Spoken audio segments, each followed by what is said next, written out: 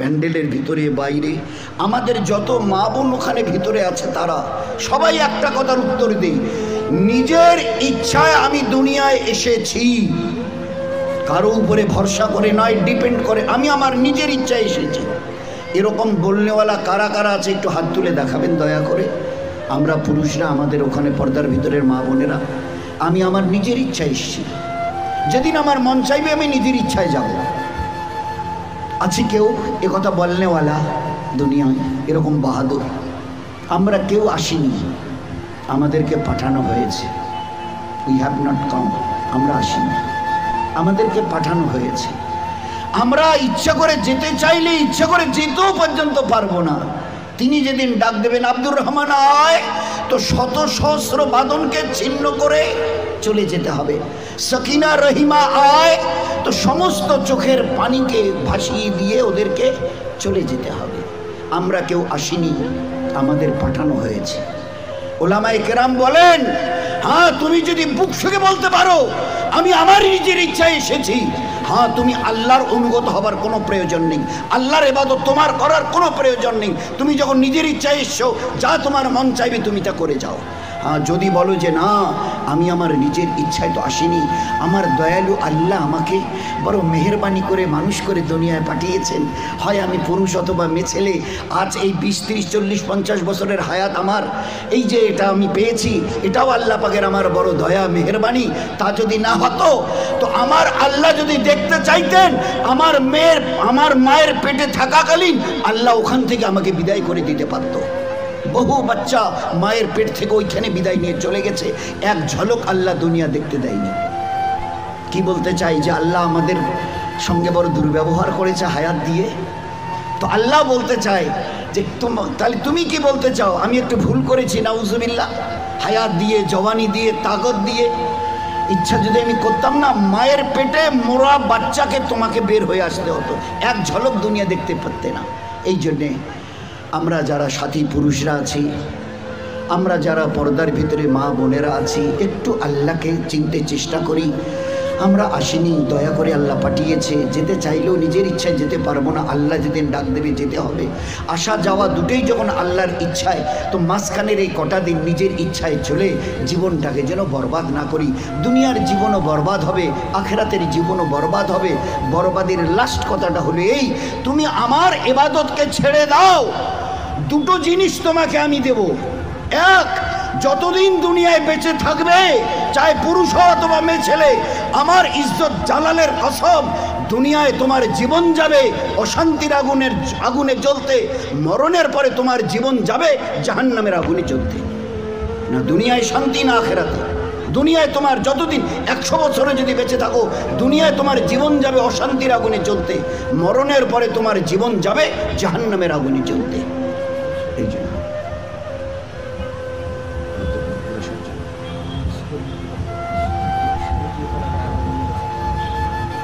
তো ভাই, এই জন্যে আমরা আমাদের মা বোনেরা একটু হুঁশ করে চলি।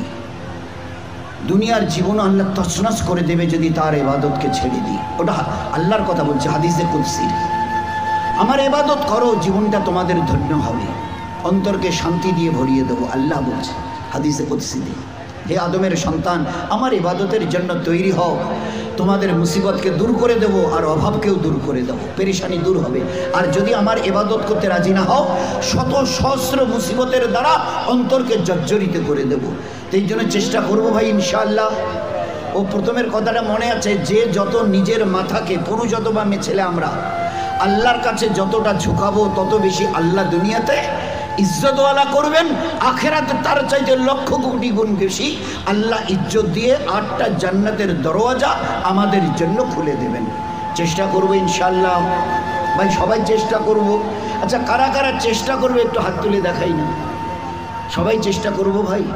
হ্যাঁ, আল্লাহ আমাদের সবাইকে তৌফিক দিক। এটা এই জন্যেই আমি যেতে চাই আর না চাই, যে জমিনের উপরে আজকে দর্ব ভরে চলছে, কাল এই জমিনের নিচে আমাকে শুয়ে থাকতে হবে। শেষ কথা আসি মহাসাগরের কথাটা, একটা মসজিদকে করবার জন্যে, মসজিদ আল্লাহর ঘর, এর চাইতে দামি জায়গা আর দুনিয়াতে নেই। হাদিসে পাকের মধ্যে এসে মসজিদ আল্লাহর ঘর। দ্বিতীয় হাদিসে পাকের মধ্যে এসে মসজিদ জান্নাতের টুকরা, মসজিদ জান্নাতের টুকরা। যে মসজিদকে মহব্বত করে আল্লাহ তাকে মহব্বত করেন। যে মসজিদে বারবার আসে, যে মসজিদে বারবার আসে, মসজিদ তার জন্য খাস করে দোয়া করে। কে দোয়া করে ভাই? কার কথা বললাম? এই বলেন না কার কথা বললাম? মসজিদ, তার যে বারবার মসজিদে আসে, মসজিদ আল্লাহর ঘর, তার জন্য দোয়া করে। বারবার যে মসজিদে আসে, আল্লাহর নবী বলছেন তাকে মকবুল হজের মতো সওয়াব দেয়া হয়। যে বারবার মসজিদে আসে, আল্লাহ বলে ও তো আমার পড়োশি, প্রতিবেশী, ও আমার মেহমান, খালি হাতে ফেরত দিতে আমার নিজের লজ্জা করে। তো দুনিয়াতে সবচাইতে আল্লাহর কাছে মেহবুব জায়গা হলো মসজিদ। আহাব্বুল বিলাদে ইলাল্লাহি মসজিদুহা, আফগাজুল বিলাদে ইলাল্লাহি মাসাকুহা। আল্লাহর কাছে দুনিয়ার মধ্যে, গোটা দুনিয়ার মধ্যে সবচাইতে দামি জায়গা হচ্ছে মসজিদ। আর এই মসজিদে যে কিছু হিস্সা নেয় আল্লাহর ঘরকে বানাবার, এ আল্লাহ আমি নাপাক, তোমার ঘর পাক, আমার থেকে যারা বরাবর তুমি যদি খিদমত নিয়ে নাও, এটা আমার উপরে তোমার বড় মেহেরবানি হবে। তোমার উপরে আমার মেহেরবানি নয়, আমার উপরে তোমার দয়া হবে। আমি একটা নাপাক ইনসান, আর তুমি পাক, তোমার ঘর পাক। মসজিদ জান্নাতের একটা টুকরা, বাগান জান্নাতের টুকরা। এই আল্লাহ আমার দ্বারা তুমি যদি একটু খিদমত নাও, তো এটা আমার জন্য বড় খুশকিসমত হবে।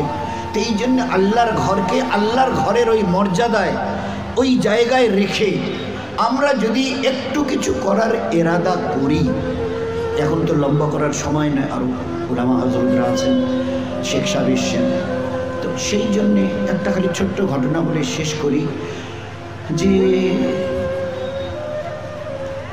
আল্লাহর কারণে এরা তিনজন, ওই যাদের কথা বলি, ইমাম হাসান, হুসেন আর জাফর রাদিয়াল্লাহু তাআলা আনহু,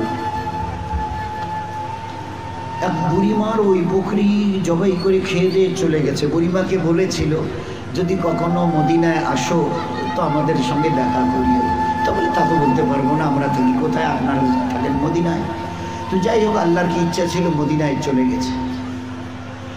ইমাম হাসান রাদিয়াল্লাহু তাআলা আনহু বাজারের দিকে যাচ্ছেন, একটা মেয়ে ছেলে, বুড়ি বয়স্কা, বাজার থেকে আসছে।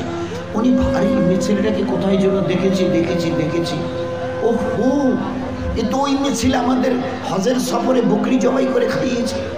বুড়ির কাছে গিয়ে সালাম, বুড়িমা আপনার বাড়ি কি মদিনায়? তাহলে না বাবা, আমরা অন্য এলাকার লোক, মুসাফির, এখানে এখন মদিনায় থাকি।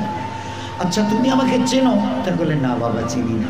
তো বলে তিন মেহমানকে তুমি একটা বকরি জবাই করে, হ্যাঁ তা খাইয়েছিলাম। বলে ওই তিনের আমি একজন। তো তোমার বুড়া মিয়া কই গো? তো বলছে বুড়া মিয়া ঝুপড়িতে থাকে, বড় দুর্বল হয়ে গেছে। তা তোমাদের চলে কি করে?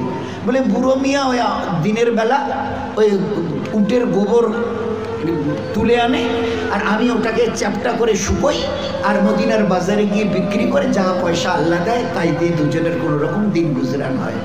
আচ্ছা, তোমার বুড়ো মিয়া উটের গোবর, কাঁচা গোবর নিয়ে আসে, তুমি শুকাও, মদিনার বাজারে বেচো, আর ওতে যা পয়সা করি একটু আল্লাহ দেয় তাই দিয়ে। আচ্ছা ঠিক আছে বুড়িমা, আসো। এবার বুড়িমাকে ডেকে নিয়ে বলছে, বুড়িমা এই বকরির পালে আমার 1000 বকরি আছে, এটা আমি তোমাকে দিয়ে দিলাম। তা বুড়িমা বলছে বাবা আমরা গরিব বলেই তুমি মজাক করছো। বলে না বুড়িমা, তুমি কত এহসান করেছিলে, তোমাদের জীবন ধরনের একটা বকরিও আমাদেরকে জবাই করে আমাদের খাইয়েছিলে, দিনকে সামনে রেখে। তো এখানে আমার 1000 বকরি, এটা তোমাকে দিলাম, আর একটু দাঁড়াও। ঘরের ভিতরে দৌড়ে গেল ইমাম হাসান রাদিয়াল্লাহু আনহু, 1000 সোনার মোহর 1000 এনে হাতে দিয়ে বলল, বুড়িমা এতে 1000 সোনার মোহর আছে এই থলেতে, এটাও তোমার। এইবারে দিয়ে একটু বাড়ির কাছে গিয়ে বলছে, ভাই হোসাইন ঘরে আছো? বলছে হ্যাঁ ভাই আছে। বলে বেরিয়ে আসো। বুড়িমাকে চেনো? বলে না। বলে ওই যে আমাদের হজের সফরে বকরি। বলে আচ্ছা, তা ভাই তুমি কি করেছো? ভাই হাসান তুমি কি করেছো? তো বলে আমি 1000 বকরি আর 1000 সোনার মোহর দিয়েছি। ইমাম হোসেন রাদিয়াল্লাহু তাআলা আনহু বুড়িমাকে একটু ডেকে নিয়ে বলল, আমার এই বকরির পালে 1000 বকরি আছে, এটাও তোমাকে দিলাম, আর তুমি একটু থাকো। ঘরে গিয়ে ফের 1000 সোনার মোহর এনে বুড়িমাকে দিল। দুইজনে মিলে এবারে জাফর রাদিয়াল্লাহু তাআলা আনহুর বাড়ির সামনে গিয়ে দাঁড়ালো। তাকে ডেকে বললো, এই বুড়িমাকে চিনতে পারছো? তা বলে না। বলে আমাদের ওই বকরি জবাই করে। ওহো, এই বুড়িমা, তা তোমরা কি করেছো? বলে আমরা দুই ভাই 2000 বকরি আর 2000 সোনার মোহর দিয়েছি। এবারে জাফর রাদিয়াল্লাহু তাআলা আনহু বুড়িমাকে ডেকে নিয়ে বলছে, বুড়িমা আমার এই বকরির পালে 2000 বকরি আছে, এটা তোমার। আর ঘরের ভিতরে গিয়ে এবারে ফের 2000 সোনার মোহর এনে এবারে বুড়িমাকে দিয়ে বলল, এটাও তোমার। তো বুড়িমা অতটা সোনার মোহর কী করে নেবে? 2000, 1000 আর 1000 কত হয় ভাই? 4000 সোনার মোহর। বলছে আমি তো এতটা নিতে পারবো না গো, আমি কি করে নেব বলো, আমি বুড়ি মানুষ।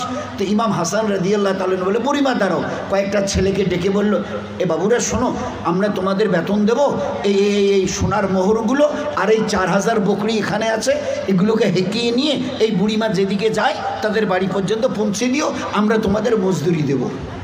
এবারে বাড়ির কাছে গিয়ে বুড়িমা এবারে ডাকছো, ও বুড়া মিয়া ঘরের ভিতরে আছো, বার হও বার হও।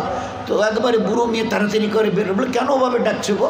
তা বলে এতে 4000 বকরি আছে, আর এই যে ছেলেটার কাছে এই যে থলে দেখছো না, এতে 4000 সোনার মোহর আছে, এগুলো সব আমাদের গো। তো বুড়া মিয়া বলছে, এক পা কবরে চলে গেছে আর একটা পা নিয়ে কোনো রকম চলছি, এই বয়সে তুমি আমার সঙ্গে ইয়ার্কি করছো? তো বলছে না না, আমি তোমার সাথে ইয়ার্কি করিনি, আল্লাহর দিনের নিসবতে একদিন একটা বকরি খাইয়েছিলাম মেহমানকে, মনে আছে তোমার? বলে হ্যাঁ। বলে আমাদের আল্লাহ ওই একটা বকরির বিনিময়ে দুনিয়াতে নগদ 4000 বকরি আর 4000 সোনার মোহর দিয়েছে। আর ওই পাকজাদের কসমকে বলছি, আসল যা দেবার ও আল্লাহ মরণের পরে আখেরাতে দেবে। তো আল্লাহ দেখিয়ে দিয়েছেন আল্লাহর দিনের নিসবতে ওইভাবে কেউ যদি একটু দিনকে সামনে রেখে করে, ওর বদলা যখন আল্লাহ দিতে চাইবে দুনিয়ায়, আমরা গুমান করতে পারবো না যে এতটুক করেছি, তার বদলা পাহাড় পরিমাণ, তার বদলা পাহাড় পরিমাণ। তো সেই জন্যে ভাই, হায় হায়, দুটো জায়গায় দুটো জিনিস আল্লাহর নবীকে দিয়ে আল্লাহ দেখিয়ে দিয়েছে, একবার জানের আর একবার মালের। তো জানটা থাক মালের। আল্লাহর নবী সাল্লাল্লাহু আলাইহি ওয়াসাল্লাম সাহাবাদের ভরা মজমায় বলছে, ও আমার সাহাবারা, ও চৌধুরী সাদির সিতাইয়ের আমার হাবিবের উম্মতেরা, ভালো করে শুনে নাও। আমার এই সাথী ওসমান, আল্লাহ রাসূল সাল্লাল্লাহু আলাইহি ওয়াসাল্লাম ভরা মজমায় বলছে, আমার এই সাথী ওসমান দিনের নিসবতে যেভাবে আজকের সে মাল লাগিয়েছে, দিনের নিসবতে যেভাবে মাল লাগিয়েছে, আমি নবী বলছি আজকের দিন থেকে নিয়ে তার মৃত্যু পর্যন্ত ওসমান গনি রাদিয়াল্লাহু আনহু যদি কোনো নেকামাল না করে, তারপরেও আল্লাহ তাকে নাজাত দিয়ে দেবেন। মাল আল্লাহর দিনের নিসবতে লাগাবার বিনিময় কি হয়, খালি খুব ঠান্ডা মাথায় চিন্তা করি, এটা মামুলি কথা নয়। আল্লাহ রাসূল সাল্লাল্লাহু আলাইহি ওয়াসাল্লাম এলান করছে, শোনো, দিনের নিসবতে ওসমান গনি যেভাবে মাল লাগিয়েছে, আজকের তারিখ থেকে নিয়ে তার মৃত্যুর দিন পর্যন্ত একটিও যদি নেকামাল না করে, আল্লাহ তাকে নাজাত দিয়ে দেবে। এই জন্যে ভাই, দিনের নিসবতে যদি মাল লাগাই তো কত বড় বদলা আল্লাহ পাক দেবেন, এটা আমরা গুমান করতে পারবো না। তো সেই জন্যে মহাসাব বলছিলেন যে আমরা একটা মসজিদ করতে চাচ্ছি, পিলার অনেক দূর পর্যন্ত হয়ে গেছে, বাকিটুকু করার জন্য আমরা সবাই একটু ফিকিরমন্দ হয়েছি।